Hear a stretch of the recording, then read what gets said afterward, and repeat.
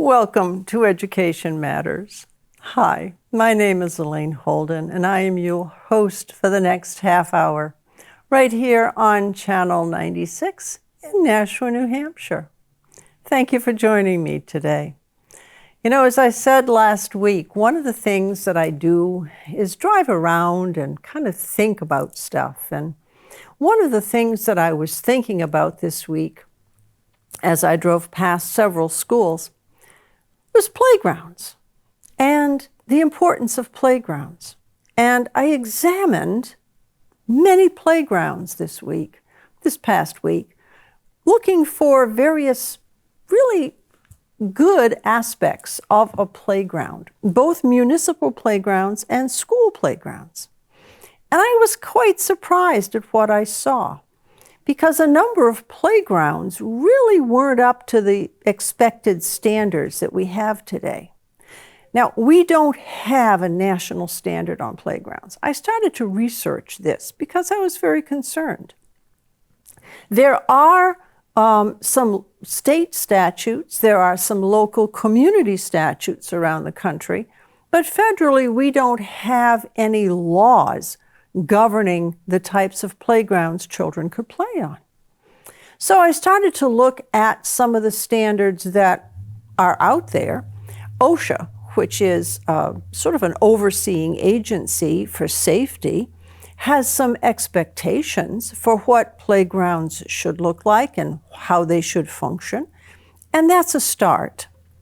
But then I started to investigate what's really happening on those playgrounds. And what I saw surprised me. What I saw was that between 10 and 15 children a year die in playground accidents here in the United States. And last year, 192,000 playground injuries happened. When you consider that a lot of children were at home last year because of COVID, it surprises me that up to 192,000 children were injured in playground accidents, some of them quite significantly, by the way. So how is this happening? How is this possible? Well, it turns out that many playgrounds are not really up to what we would consider even the typical standard. So it's not that it's not matching a law, it's that those standards aren't even being met. So what do I mean by this? Well, first of all, we know the importance of playgrounds. We know the importance of play. Play is essential for children. We know that we have an obesity issue. And the obesity issue is getting more pronounced with children. Childhood obesity is, in fact, a problem. So we have children that are not getting enough exercise, that are staying in instead of going outside and playing. And we have a limitation many times on the number of recess minutes that children are allowed. And it shouldn't be just for grades, say, 1, 2, and 3, and perhaps kindergarten. It should, in fact, be for children right across the middle school age bracket. So here we have childhood obesity. We have a lack of outside exercise, a lack of outside access. We have a lack of minutes for recess. We have a lack of children being out and really exploring the world and engaging in play, which is how many children learn. And now we have playgrounds that are really not up to standard. And so we need to look at these playgrounds with a very critical eye. This critical eye requires us to, first of all, look at the type of equipment. What do I mean by that? Well, we have a lot of different equipment available to us. If you go into catalogs or you look online, you're going to see all these amazing pieces of playground equipment. And you think, well, gee, if they're catering to schools and municipalities, these playground items have to be pretty safe. Not necessarily. They can be of any quality, of any real level of durability, and many times they're not safe. And because of this, we have a number of municipalities and school districts that are purchasing playground equipment without really realizing that some of this equipment is not necessarily healthy for kids. And so we see people that are not well educated about playground equipment being in charge of playground equipment. And in my own community, I live in Peterborough, and we have a playground for children, and a group of mothers had gotten together to build a playground because they didn't like the equipment that was there. It was old, it was dated, etc. So they got all these fundraisers going, and they really kept at it till they had a lot of money, and they bought a lot of playground equipment. It's very colorful, and it's very attractive, and kids seem to like it a lot, although I have to say I haven't seen that many kids on it. But when you look at that playground, what you see is a lot of equipment packed closely together. The research doesn't support doing that. The research is saying less is better. So instead of having as much equipment all packed in one little spot, there should be probably half as much as there is there now. And there should be a wide sort of margin between each piece of equipment. Why?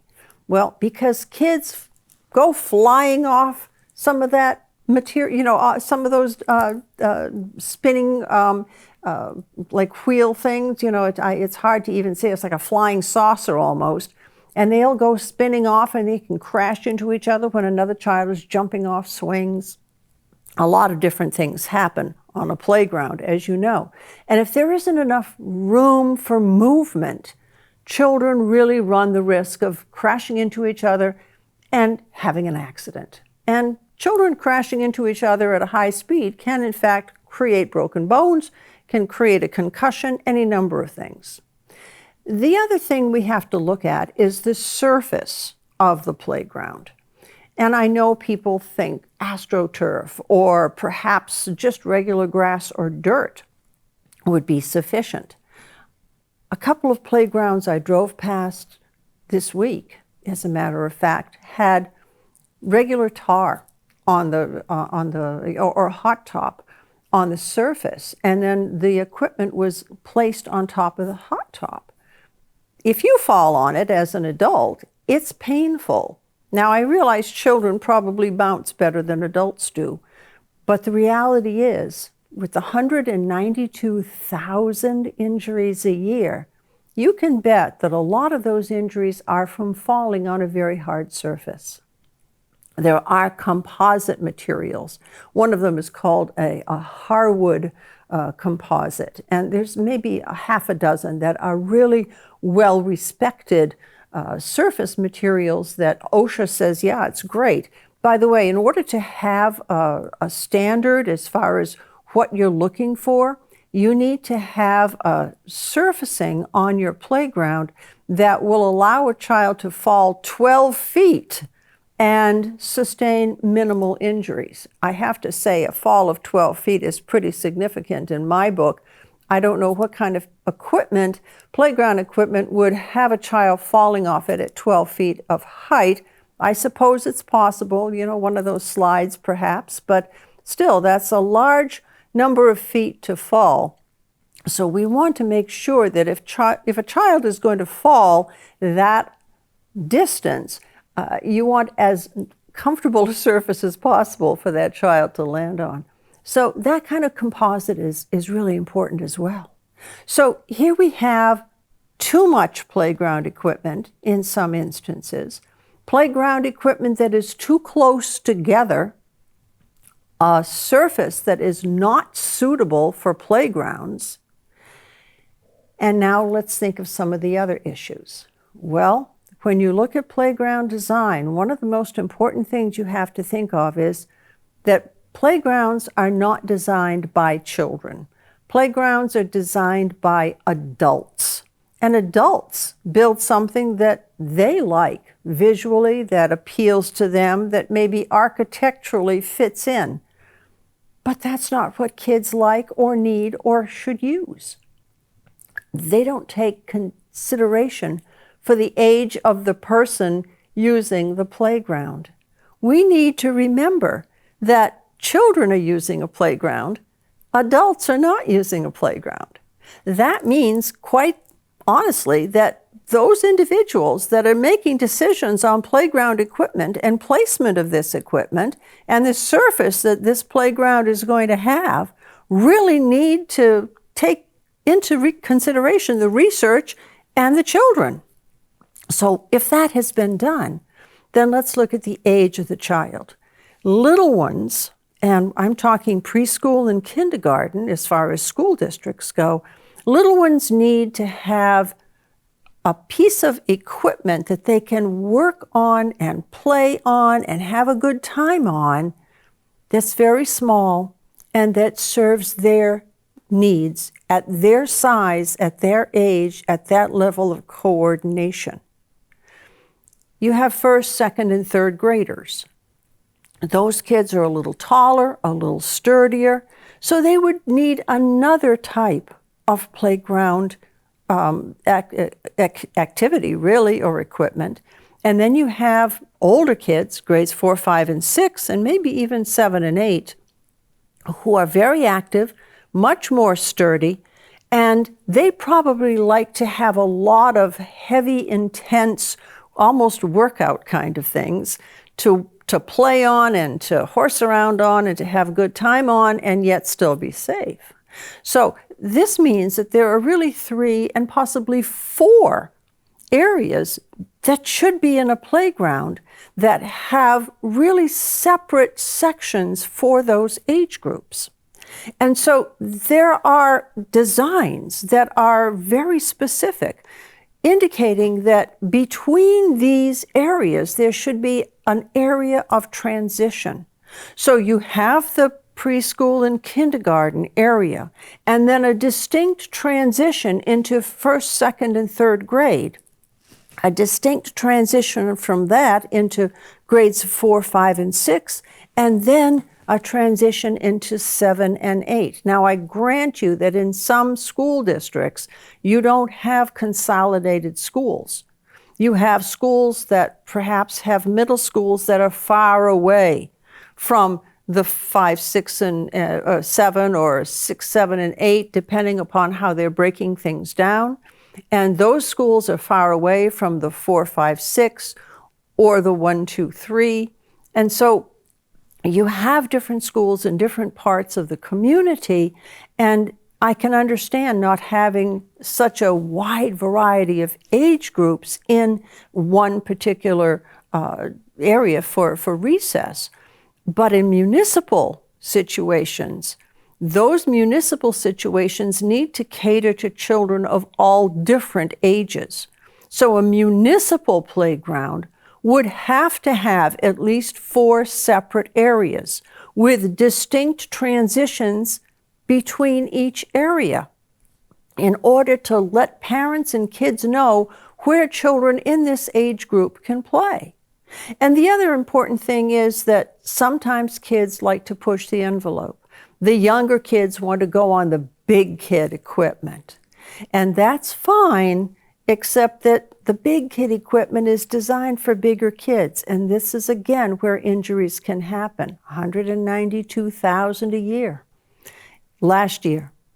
So that's also something that we have to take into serious consideration.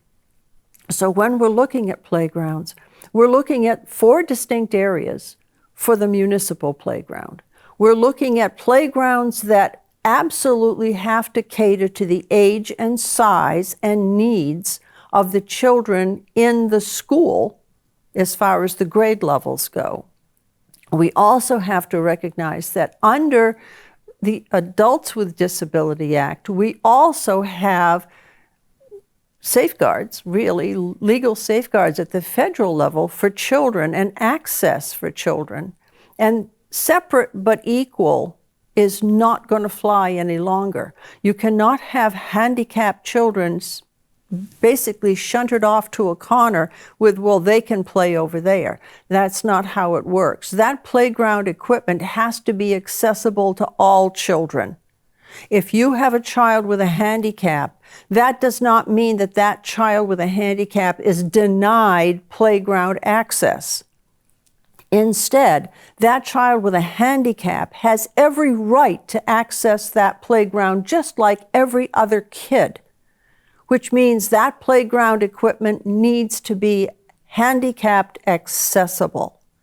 How much do we have for handicapped accessible playground equipment on our school playgrounds?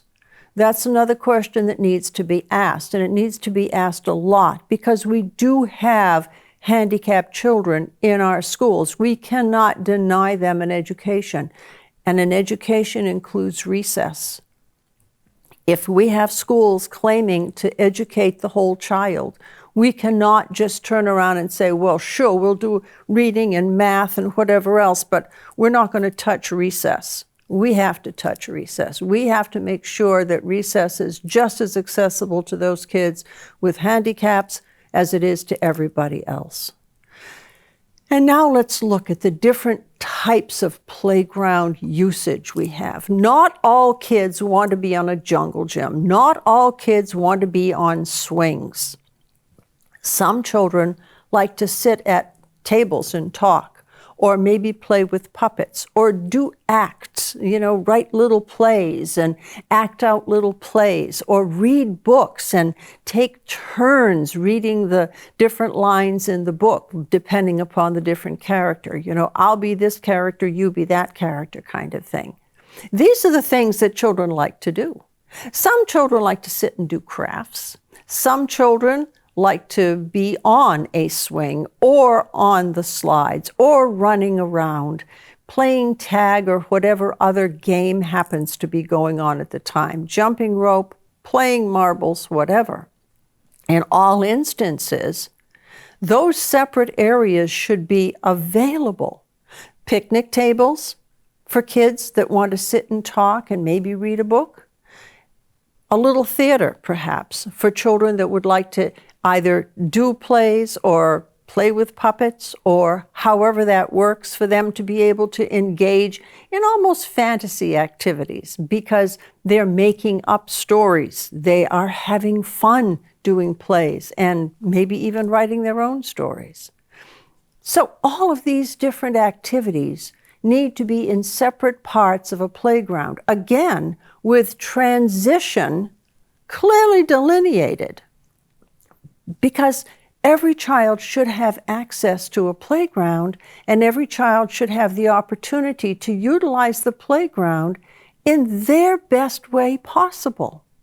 So when we look at all of those expectations for a playground, and the quality of equipment, and the availability to every single child, we see that that's a pretty demanding thing.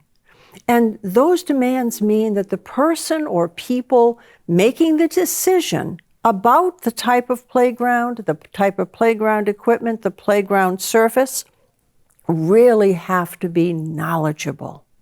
So who takes care of the playgrounds for our schools, as well as obviously our municipal playground areas? Many times it's buildings and grounds and, the maintenance department for the school. And generally the maintenance department does a absolutely splendid job. I haven't been in any buildings where we have not had excellent maintenance.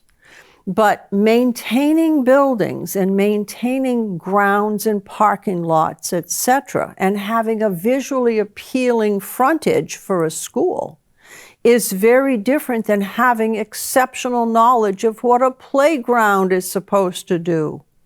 And for that reason, usually they have to be in partnership with some school administrator.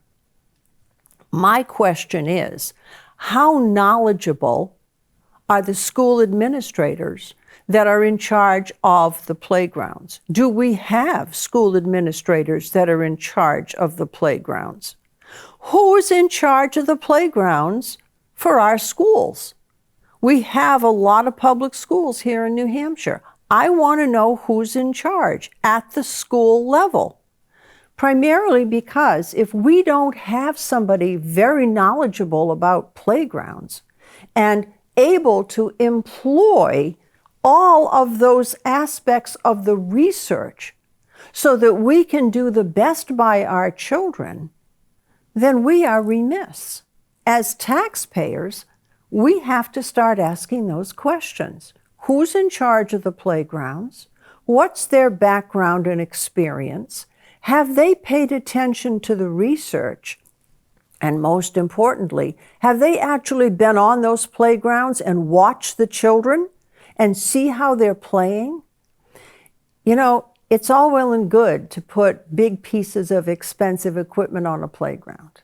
And sure, if you can afford it, what we know from research is that the rich communities have very fancy playgrounds, and the communities that are financially strapped have very poor playgrounds.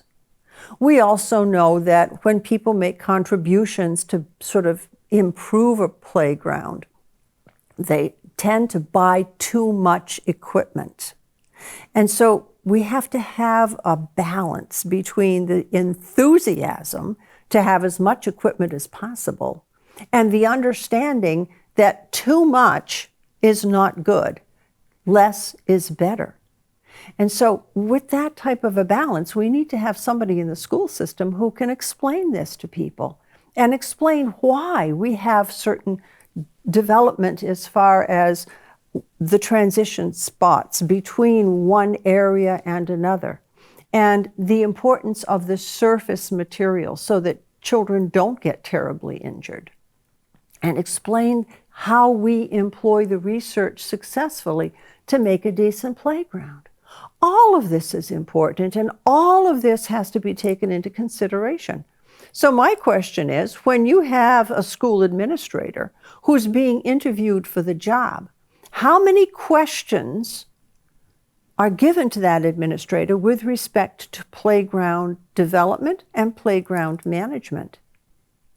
We know that maybe, I want to say 70% of the injuries on playgrounds have to do with either bad equipment, incorrectly installed equipment, incorrectly maintained equipment, or equipment that is not designed for the age group that is using it.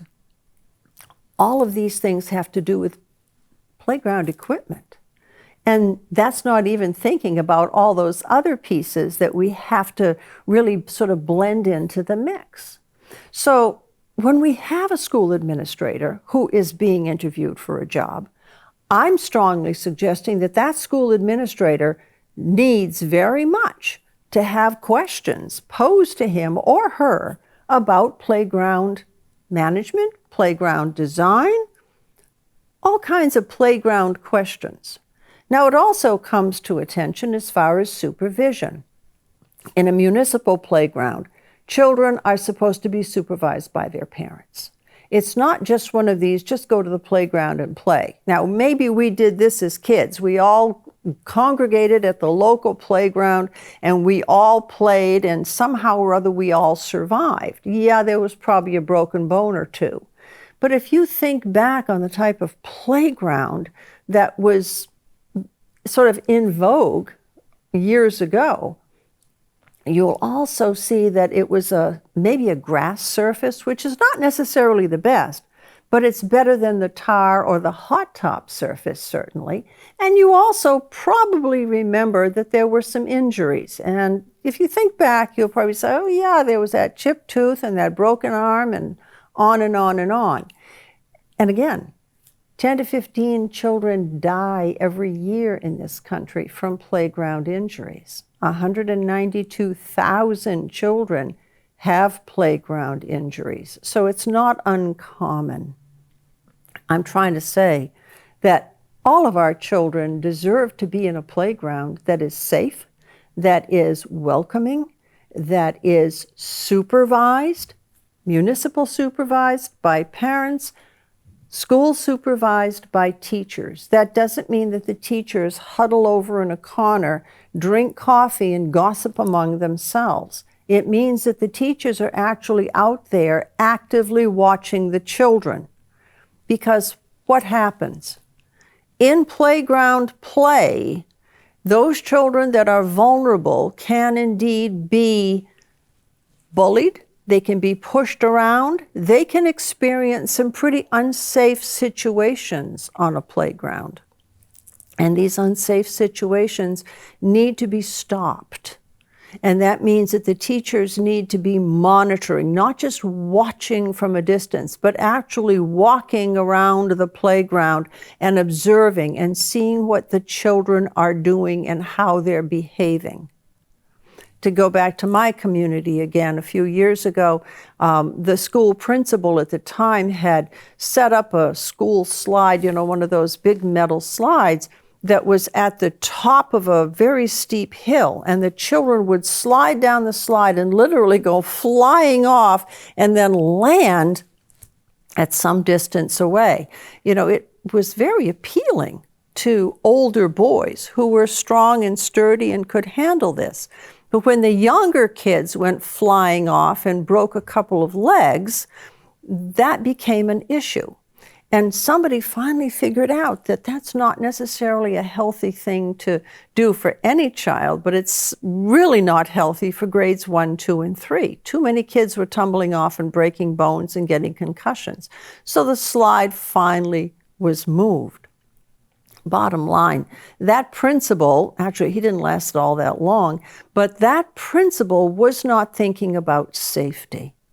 And safety should be a concern of school administration, teachers, and parents. And certainly children are not going to have that same sense of safety that adults should have. So they depend on us to make the right decisions, to decide what's safe and what isn't. As I said in the beginning of this show, we do not have any federal laws on playground equipment. There are standards, but there's nothing that says those standards have to be adhered to. They're there. If you want to look at them, great. If you don't, there's nothing we can do about it, kind of thing. So as a result, you have to depend upon state law, which we don't have, or municipal town city law. And there's not a lot in this country. There are some, but there's not a lot. So as a result, it really is now the expectation that the parents are going to be paying attention because they want their kids safe. And the schools will be paying attention because they're supposed to be guaranteeing the safety of the children while the children are in school. So I want you to really pay attention when you look at the playground with respect to, is it safe? Is this a place where if I was a child, I would be comfortable going and playing and not be risking injury? And think about it in terms of being a little person that, maybe weighs 45 or 50 pounds. And what would happen to that little body if it fell at a great distance, say from the top of a slide? Or that if the child was swinging on a swing and went flying off.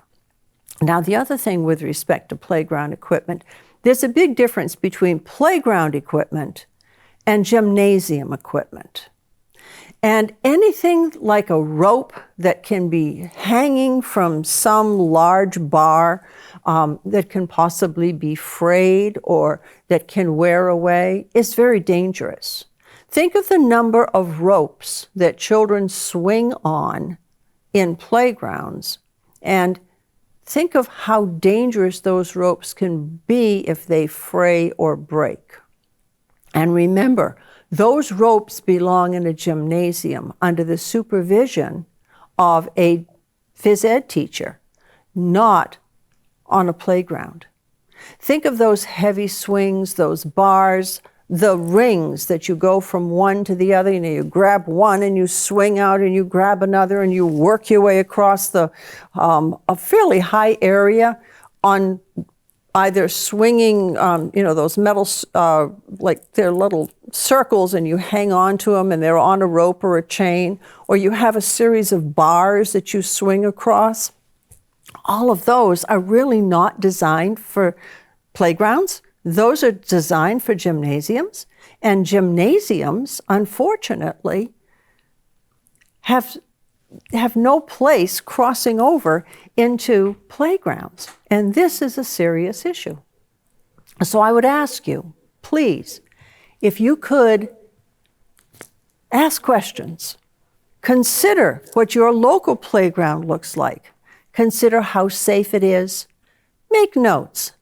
And then when you're looking to hire or ask questions about the hiring of a school administrator, if you could be aware that those questions about playgrounds should be asked and asked frequently, and you would look for the right answers. You don't have to read the research, but you have to be aware that the person in charge of those playgrounds has indeed read the research and is ready to employ that research to make good, safe playgrounds for our children. I thank you very, very much for joining me today. I will be with you again next week with more information about why education matters. Thank you.